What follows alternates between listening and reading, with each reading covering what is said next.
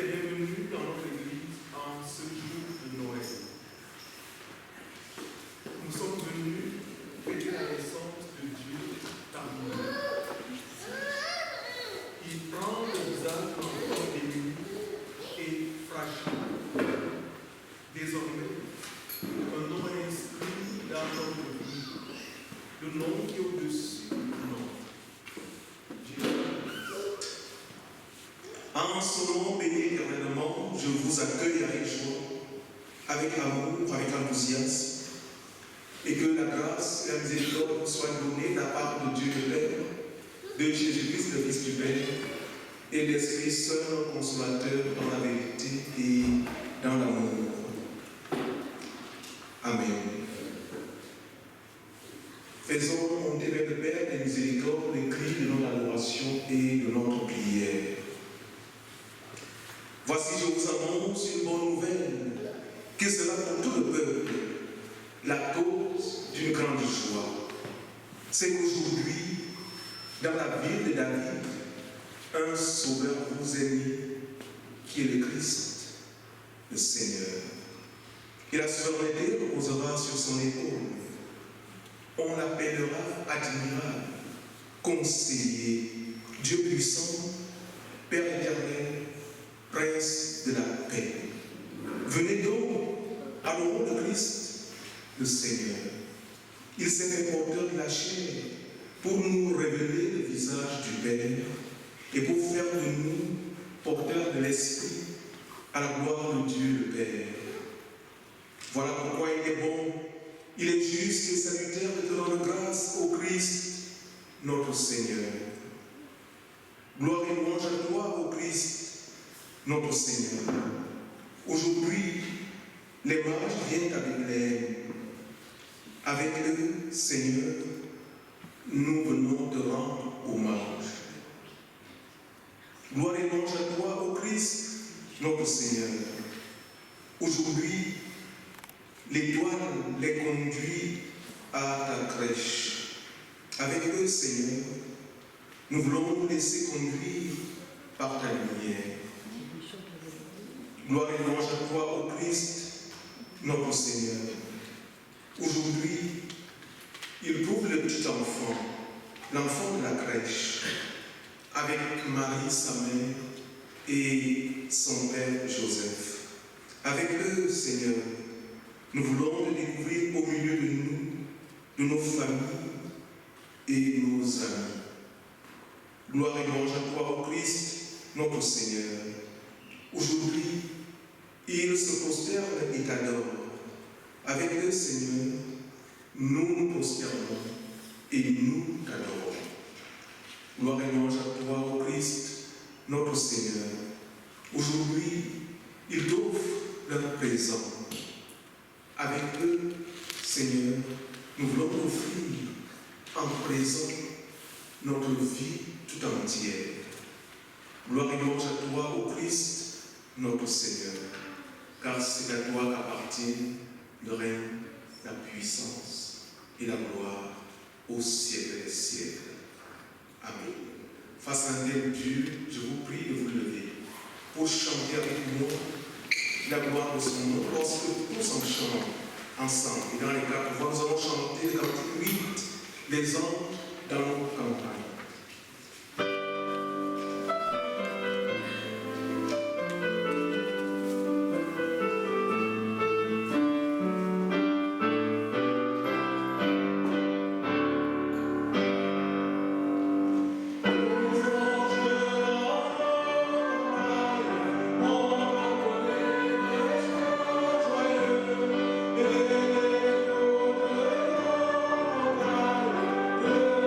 Chant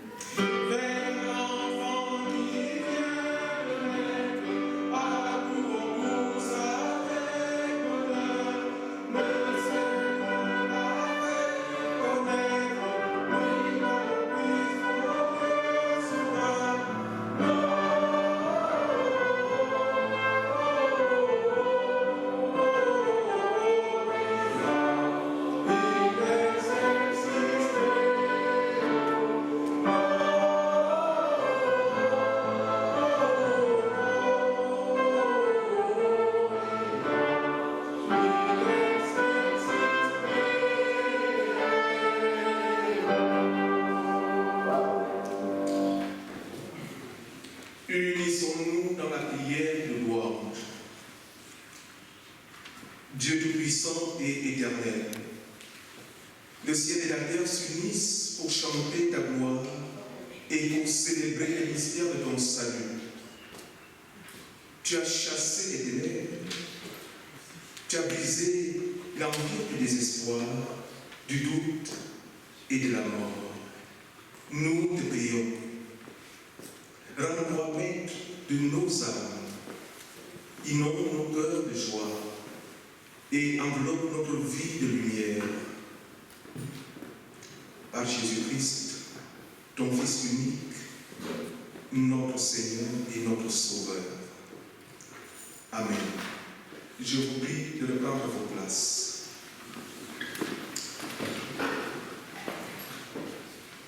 Écoutons de quelle manière le Seigneur peut être servi.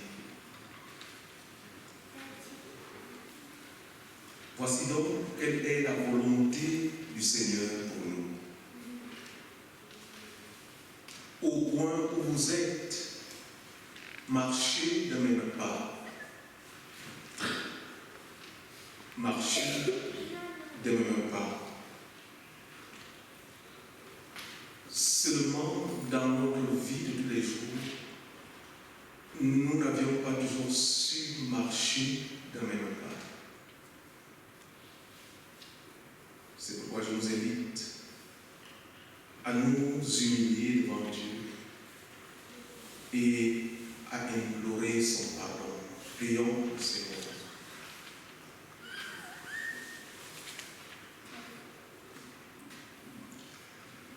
Ô Dieu, préserve-nous de nous justifier devant toi.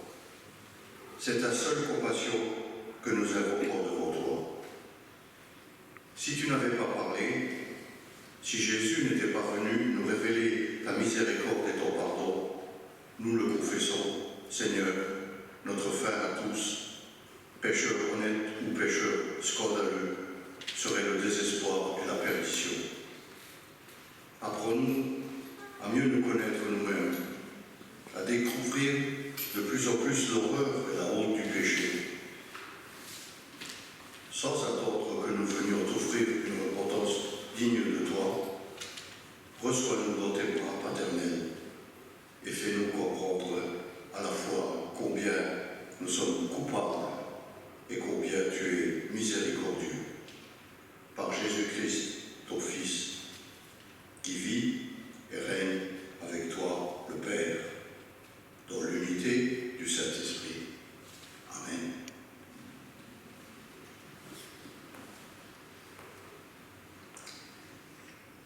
Je vous prie de vous lever à l'effet d'accueillir le pardon de Dieu.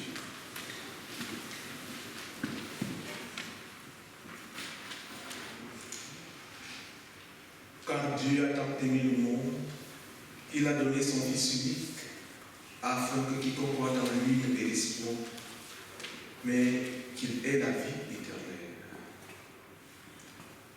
En tant que pasteur, gardien des mystères de Dieu et esclave de Jésus-Christ, à tous ceux qui se repentent et qui croient, j'annonce le pardon de Dieu et j'atteste la rémission de leurs péchés au nom du Père, au nom du Fils, au nom de l'Esprit Saint, dans la vérité et dans l'amour.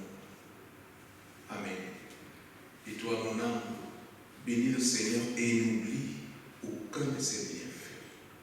Je vous invite maintenant à chanter d'une même voix le cantique « Voici Noël » pour manifester notre reconnaissance pour Dieu de notre pardon. Oh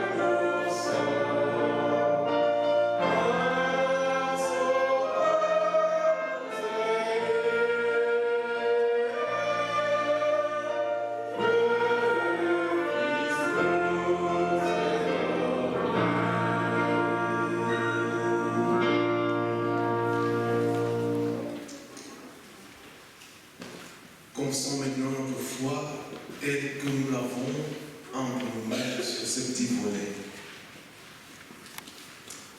On y va.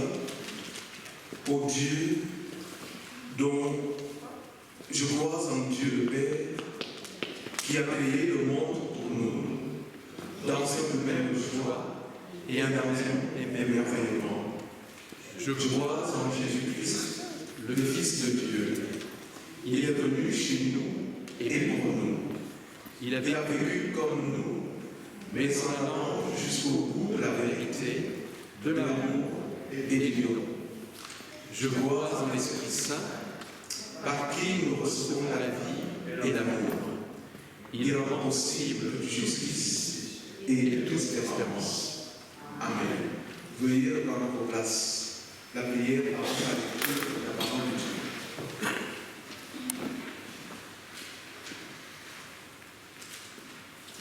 Avant d'ouvrir les Écritures, prions. Ô Dieu, dont la gloire remplit les cieux et la terre, magnifique est ton nom. Ô Christ, lumière unique et véritable, fais briller sur nous ta vérité par le moyen de ta parole qui donne la lumière à ton peuple. Remplis-nous de ta puissance, de ton Esprit Saint, afin que nous marchions dans ta lumière et que nous reflétions ta gloire. Tu es béni au siècle des siècles. Amen. Et la première lecture se trouve dans Ésaïe 52, versets 7 à 10. Qui sont beaux sur les montagnes, les pieds de celui qui apporte de bonnes nouvelles, qui publie la paix, de celui qui apporte de bonnes nouvelles, qui publie le salut, de celui qui dit à Sion, ton Dieu règne. La voix de tes sentinelles retentit. Elles élèvent la voix. Elles poussent ensemble des cris d'allégresse, car de leurs propres yeux, elles voient que l'Éternel ramène Sion.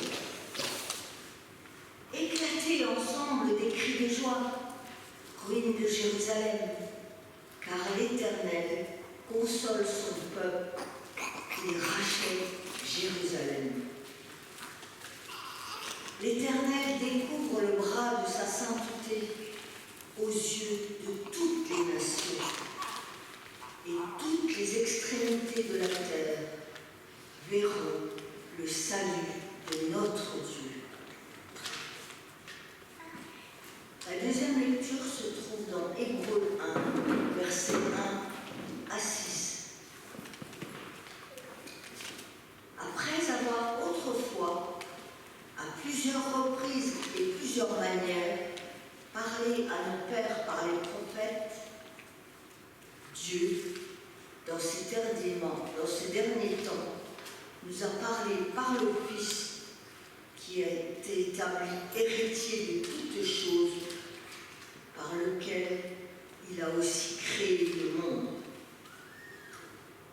et qui, étant le reflet de sa gloire et l'empreinte de sa personne, et soutenant toutes choses par sa parole puissante, a fait la purification des péchés et s'est assis à la droite de sa majesté divine dans les lieux très hauts, devenu d'autant supérieur aux anges qu'il a hérité d'un nom plus excellent que le leur. Car auquel des anges Dieu a-t-il jamais dit « Tu es mon fils, je t'ai engendré aujourd'hui » et encore « Je serai pour lui un père et il sera pour moi un fils » Et lorsqu'il introduit de nouveau dans le monde le premier-né, il dit que tous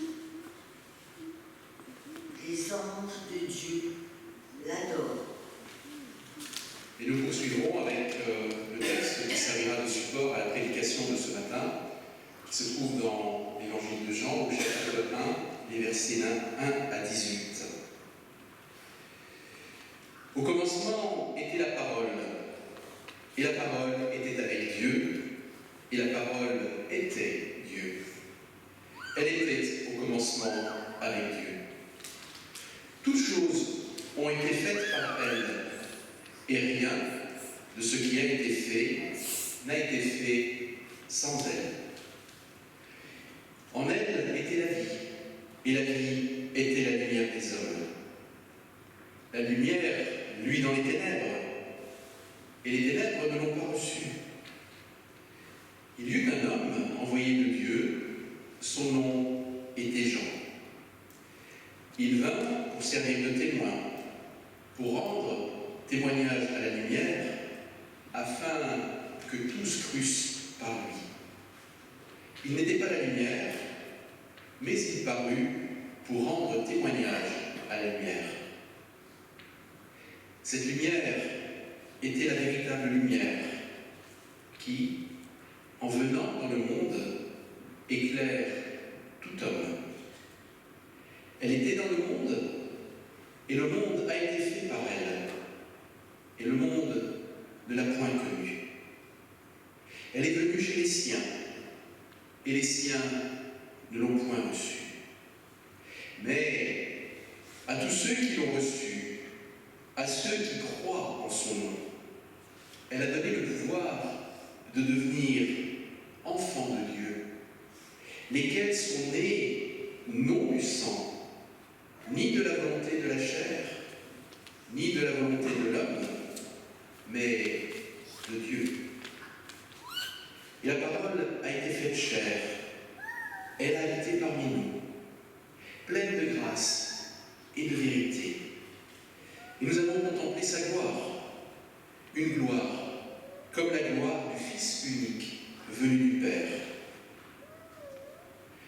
Jean lui a rendu témoignage et s'est écrié « C'est celui dont j'ai dit, celui qui vient après moi m'a précédé, car il était avant moi. » Et nous avons tous reçu de sa plénitude, et grâce pour grâce, car la loi a été donnée par Moïse, la grâce et la vérité sont venues par Jésus-Christ.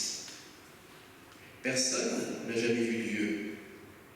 Le Fils unique qui est dans le sein du Père est celui qui l'a fait connaître. Le ciel et la terre passeront, mais la parole de Dieu ne passera point. Amen. Je vous invite à poursuivre en chantant les 3 premières strophes du cantique « Il est né, le divin enfant ». Vous pouvez vous lever.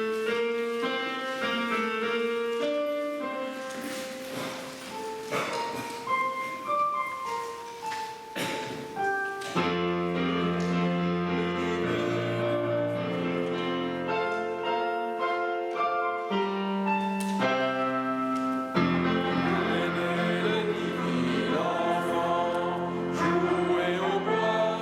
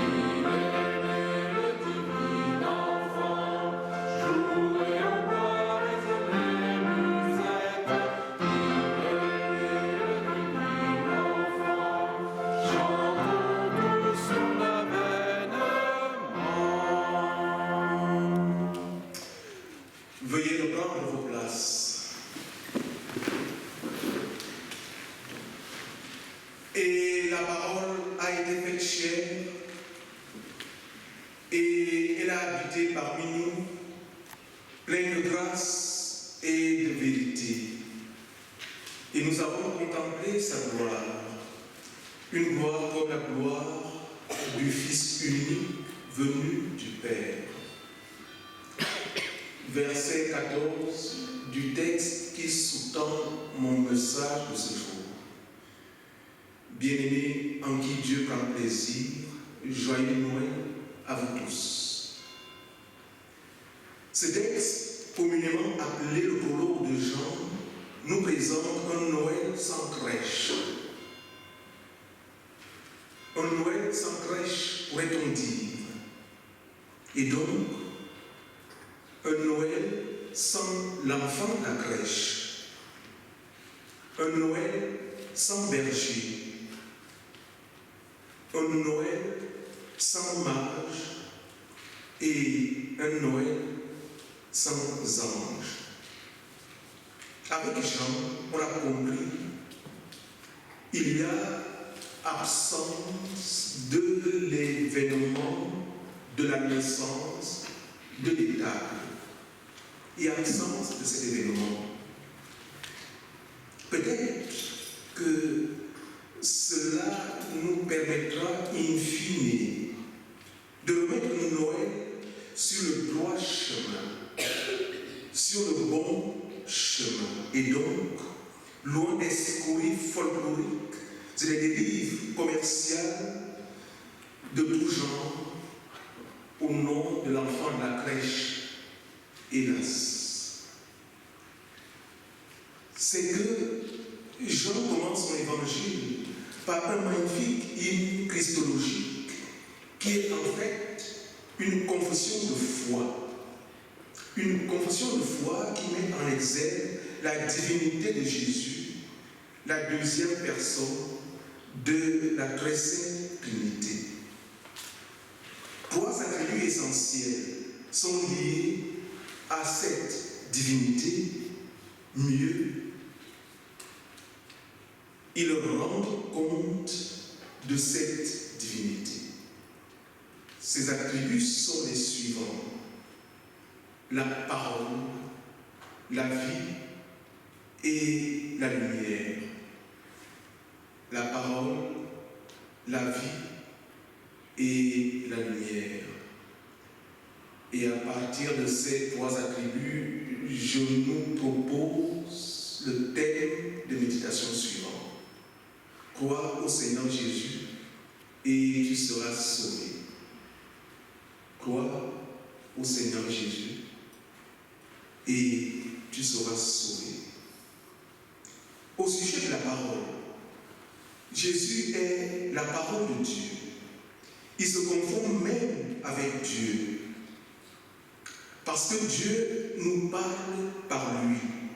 Donc, quand Jésus parle, nous entendons la parole de Dieu. Nous entendons Dieu. On peut même parler d'une assimilation entre la dite parole et Dieu. La parole est identique à Dieu.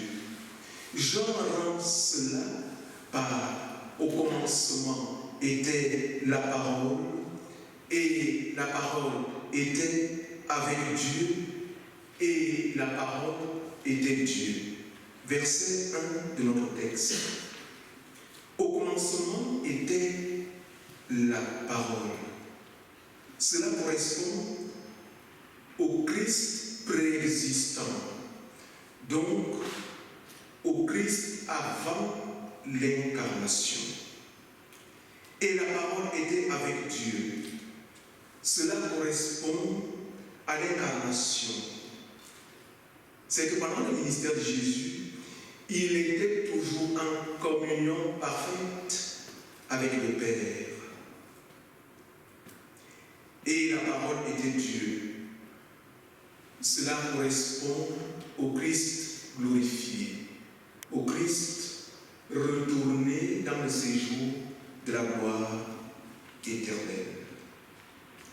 Cette parole en question est donc plus qu'un simple langage. Elle va bien au-delà de la parole comme moyen de communication. En ce sens, la parole dont il est question dit une vérité essentielle sur elle-même. elle est Dieu. Elle est Dieu.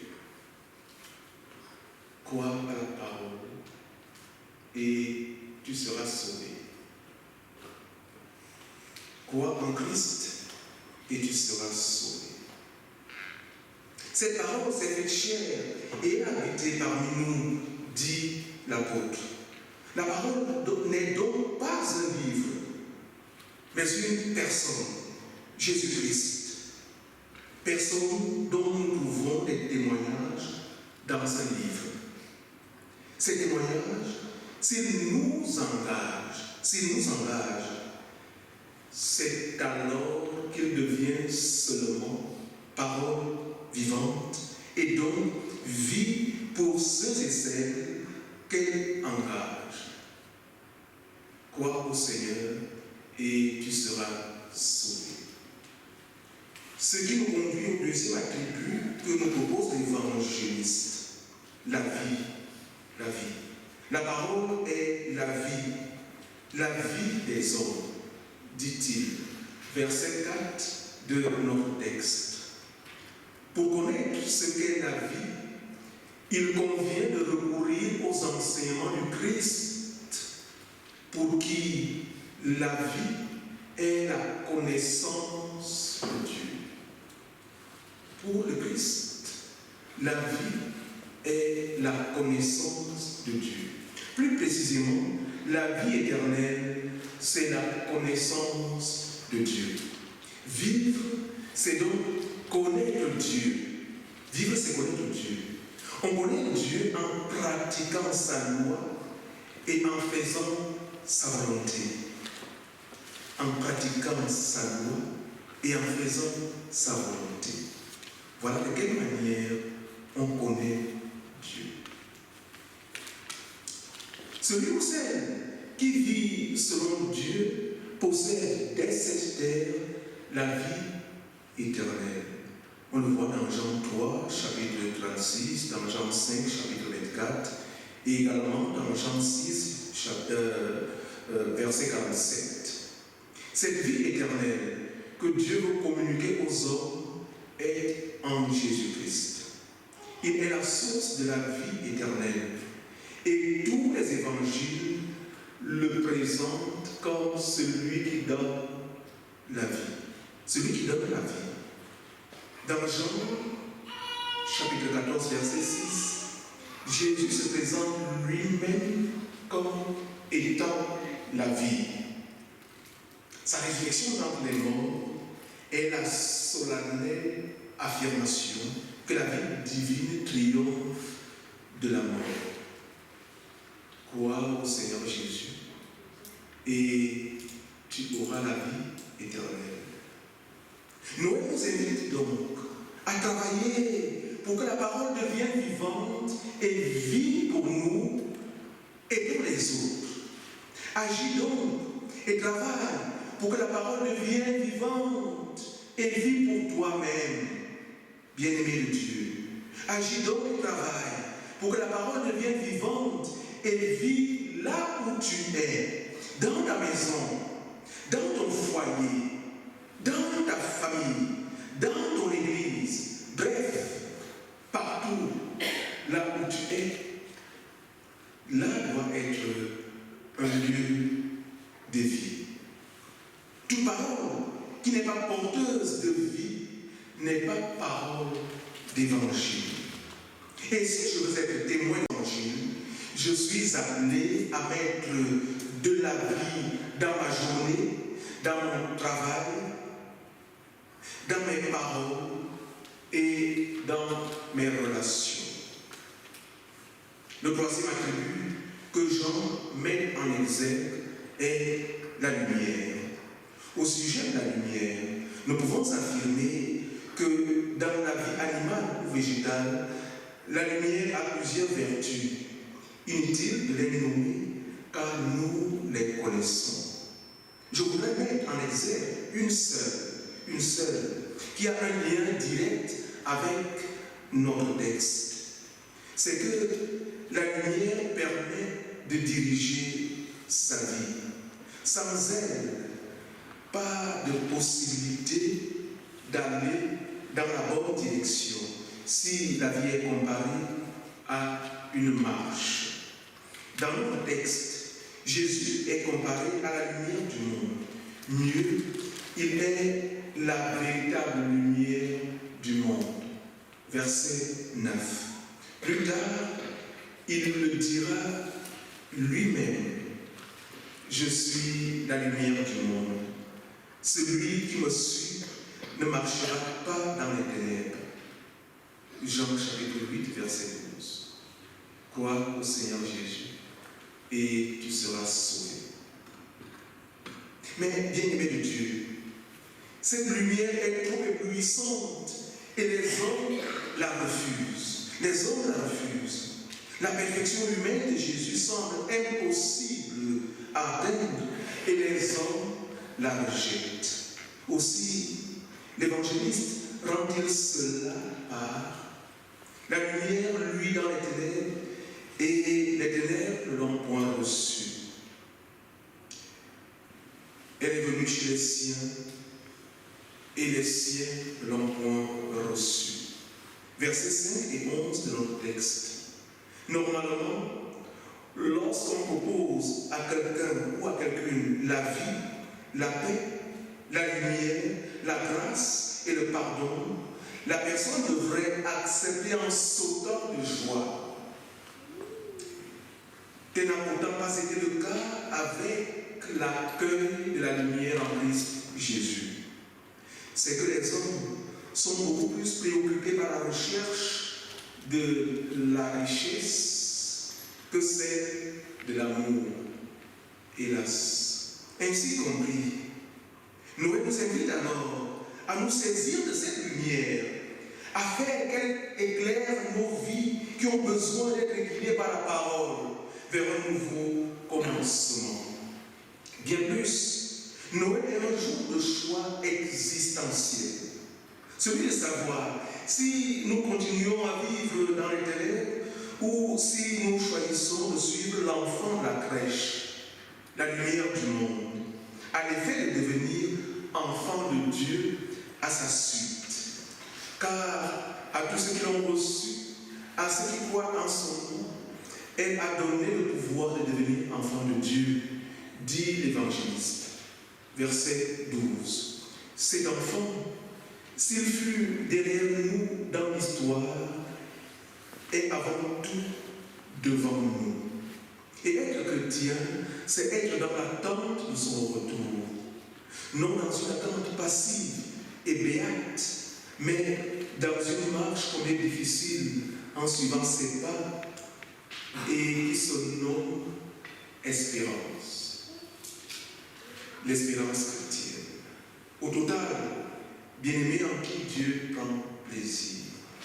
Pour Jean, personne n'a jamais vu Dieu, sinon Jésus, le Fils unique, qui est dans le sein du Père et qui nous a révélé le Père. Cette révélation de Dieu par le Fils, c'est ce que nous appelons Noël. Crois au Seigneur Jésus et tu seras sauvé. En Noël, Dieu se révèle dans l'enfant de la crèche qui va revêtir notre humanité. Dit autrement, en l'enfant de la crèche, Dieu se manifeste en notre humanité. Il est la parole, il est la vie des hommes, il est la lumière du monde. Crois en la parole, crois en la vie, crois en la lumière du monde et tu seras sauvé. Mais méfions-nous des succédaniers de Noël qui nous égarent et qui ont fini par évacuer le véritable sens de Noël. Les lumières qui éclairent nos rues et nos magasins ne sont pas de la même nature que la lumière véritable venue en ce monde. Gardons-nous de la joie de la surconsommation à l'occasion de Noël. Que cette joie de la surconsommation à l'occasion de Noël n'évacue pas la véritable joie qu'apporte la naissance de l'enfant de la crèche. Crois au Seigneur Jésus et tu seras sauvé. Bien-aimé, l'enfant est né, il a pris visage, il grandira, il attirera, il en verra, il se manifestera pleinement. Son humanité se révélera comme un lieu incessant de passage. Notre humanité à nous est appelée à se joindre à la sienne, à l'effet de grandir ensemble avec la sienne. C'est le chemin de l'amour. Acceptons de voir avec ses yeux. Acceptons de comprendre la vie selon son point de vue. Car en lui, Dieu s'est approché de nous. Il n'est plus le Dieu lointain et inaccessible.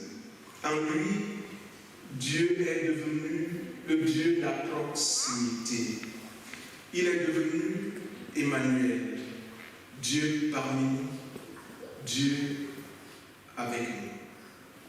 Crois au Seigneur de la vie et tu auras de la vie. Pour conclure, Noël nous appelle à sortir de nous-mêmes, à l'effet d'accueillir l'enfant de la crèche qui est la parole de Dieu, qui est la vie des hommes, qui est la lumière du monde. Tout se donne à comprendre parce que nous accédons à la vraie lumière qui nous éclaire. Nous accédons à notre identité véritable, celle d'enfant de Dieu. Noël nous invite alors à aimer de sa vie, la vie de l'enfant de la crèche, à prendre en considération les événements de sa vie. Savoir que là, il nous donne accès à son être et à sa manière d'être.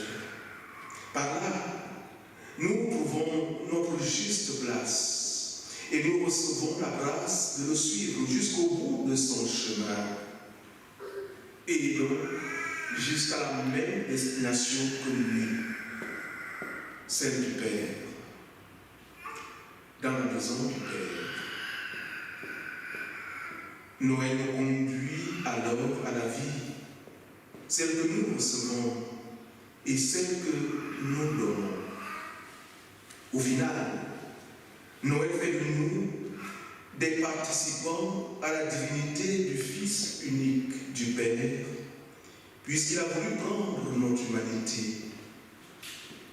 Dieu est la parole. Dieu est la vie. Dieu est la lumière. Oui, bien-aimé dans la foi, Dieu est la parole, Dieu est la vie, Dieu est la lumière. Mais il a besoin d'un homme pour en témoigner. Il a besoin des hommes pour en témoigner. Et la parole a été faite chair et elle a habité parmi nous, pleine de grâce et de vérité. Et nous avons contemplé sa gloire, une gloire comme la gloire du Fils unique venu du Père. Crois au Seigneur Jésus et tu seras sauvé. Amen.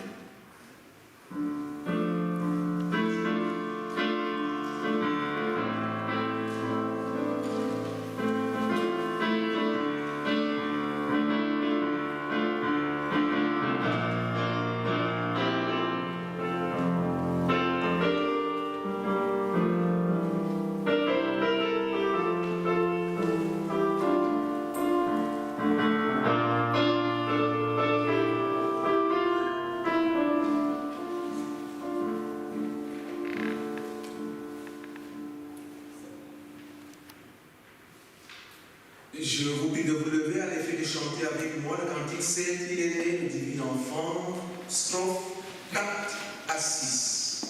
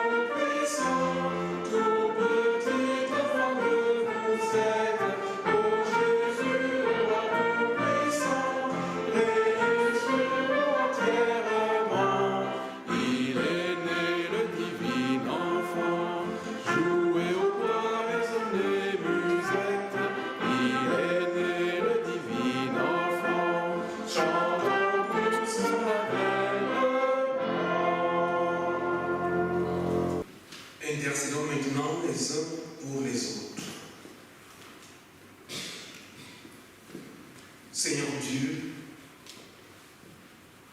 en Christ Jésus, tu nous accueilles et tu nous combles de tes biens.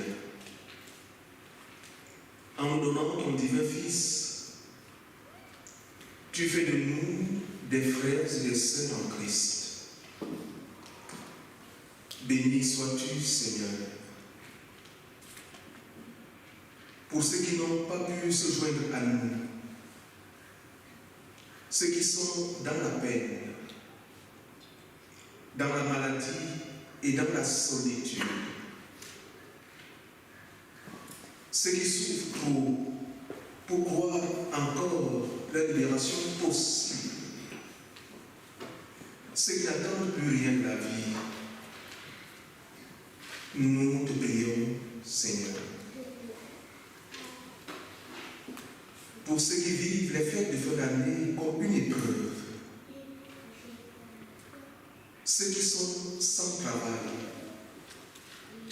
sans ressources, sans abri, sans amitié, ceux qui sont privés de toute dignité, nous te prions, Seigneur. Pour ceux qui sont étrangers à la foi, à l'espérance et à l'amour, ceux qui sont prisonniers de la haine, de la tristesse, des ténèbres, ceux qui s'enrichissent contre la bonne nouvelle, nous te prions, Seigneur. Pour notre monde et ses responsables, pour tous ceux qui travaillent pour le rendre moins inhospitalier, nous te prions, Seigneur. Pour notre Église, afin que tu la fasses grandir dans la foi, l'espérance et l'amour, nous te prions, Seigneur. Pour nos familles, nos enfants, pour les personnes seules et qui, en ces jours, souffrent particulièrement de leur solitude, nous te prions, Seigneur. Dans le silence, confions à Dieu ce qui nous tient particulièrement à cœur.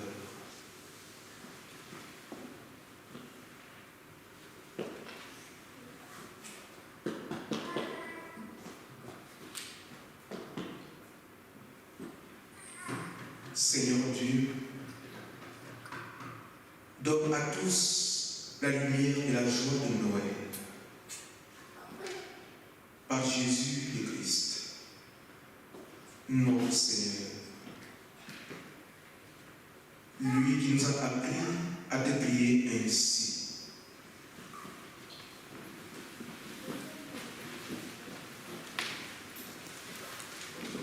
Notre Père qui es aux cieux, que ton nom soit sanctifié, que ton règne vienne, que ta volonté soit faite sur la terre comme au ciel. Donne-nous aujourd'hui notre pain de ce jour. Pardonne-nous nos offenses, comme nous pardonnons aussi à ceux qui nous ont offensés. Et ne nous laisse pas entrer en tentation, mais délivre-nous du mal. Car c'est à toi qu'appartiennent le règne, la puissance et la gloire pour les siècles des siècles. Amen. Écoutez cette exhortation et recevez maintenant la bénédiction de la part de notre Dieu. Exhortation. Celui qui croit au Seigneur a la vie éternelle. Va donc et mets en pratique ce que tu as entendu. Recevez maintenant la bénédiction de la part de notre Dieu. Prenez la route, bien-aimés en qui Dieu prend plaisir. Ne vous lassez pas. Cherchez et méditez. Lisez et priez. Dieu place en vous et dans le creux de vos mains la force, la vie, la lumière de sa face, la puissance de son esprit et la joie de sa promesse. Partez maintenant. Vous êtes aimés de Dieu. Vous êtes bénis de Dieu. Amen. Et chantons tous ensemble pour terminer le cantique 15, règne en moi.